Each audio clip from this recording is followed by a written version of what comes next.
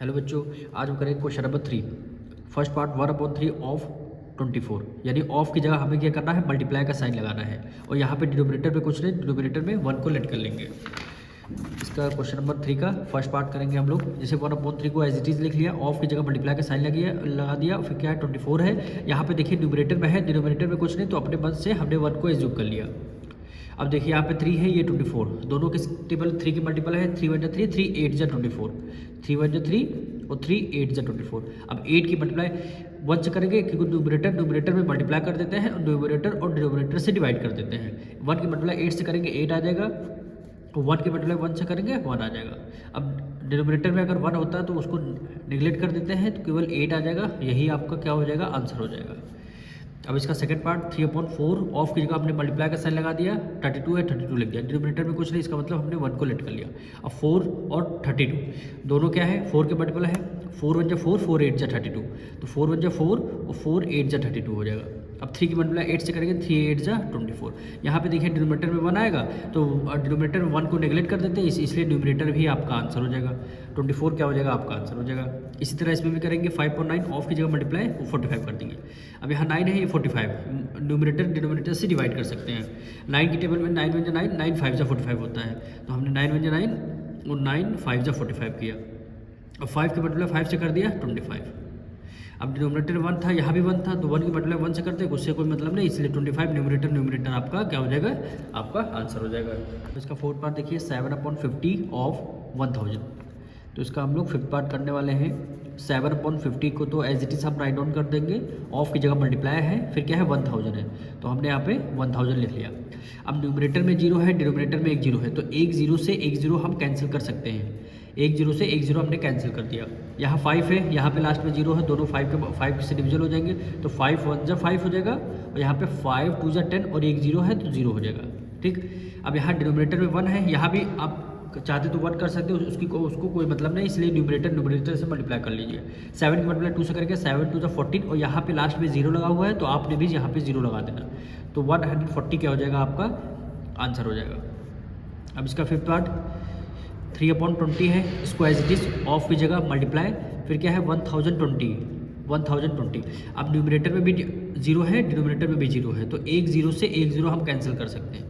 ये 2 है, यहाँ 1 है, 2 है, दोनों क्या है लास्ट में, यहाँ ये इवन नंबर है और ये तो इवन नंबर है, ये दोनों 2 से डिविजल हो सकते हैं, यानी 2 1 2, 2 5 10 और 1 आ गया, 2 1 2 हो गया।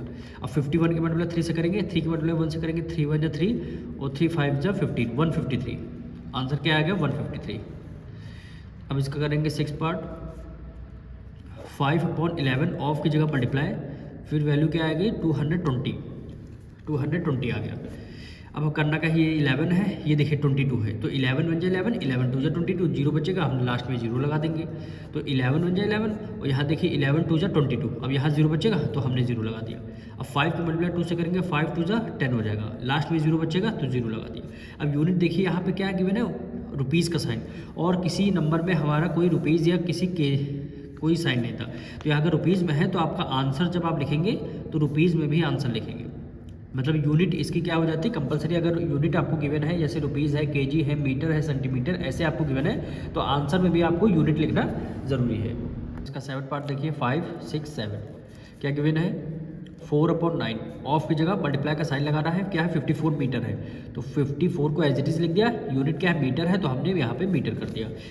अब ये 9 है, 54 है, दोनों 9 की मल्टीपल है, 9 1 9, 9 6 क्या होता है 54, तो हमने देखिए 9 1 9 और 9 6 54, 6 की मल्टीप्लाई 4 से करेंगे, 6 4 24, यूनिट क्या है मीटर, तो हमने यहाँ पे मीटर लगा दिया। यूनिट जरूर है, आपको जरूर लगानी, वरना आपका मार्क्स हाफ मार्क्स कट हो सकता है। 24 मीटर ये क्या हो जाएगा, आपका आंसर हो जाएगा। ठीक, अब इसका 8 पार्ट देखते हैं, क्या वैल्यू है 6/7 ऑफ की जगह मल्टीप्लाई, फिर क्या है 35, यहाँ लीटर है, तो हमने एल से एल लगा दिया।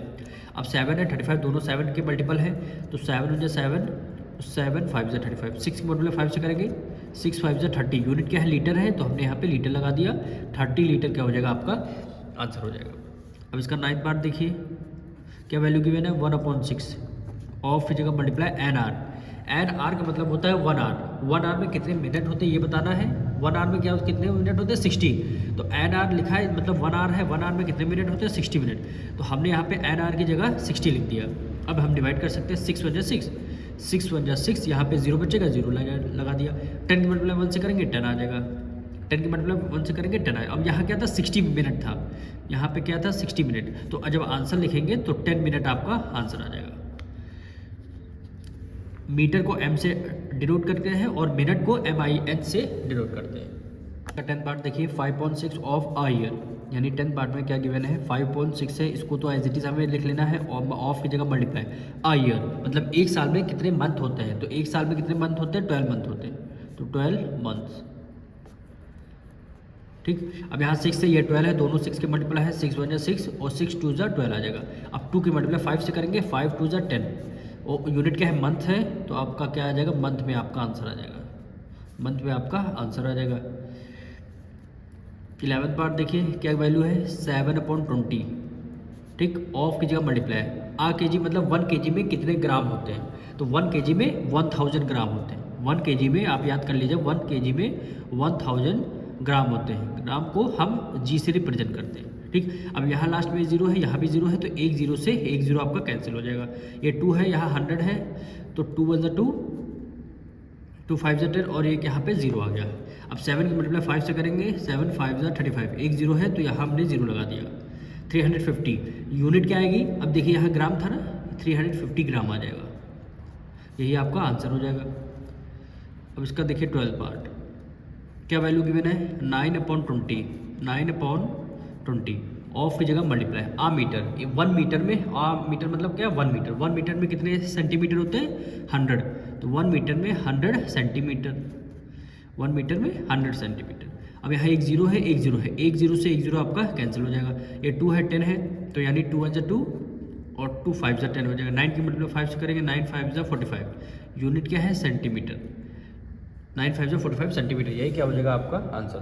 13 पार्ट देखिए, 13 पार्ट क्या गिवन है 7/8, 7/8, ऑफ की जगह हमें क्या करना है मल्टीप्लाई करना है।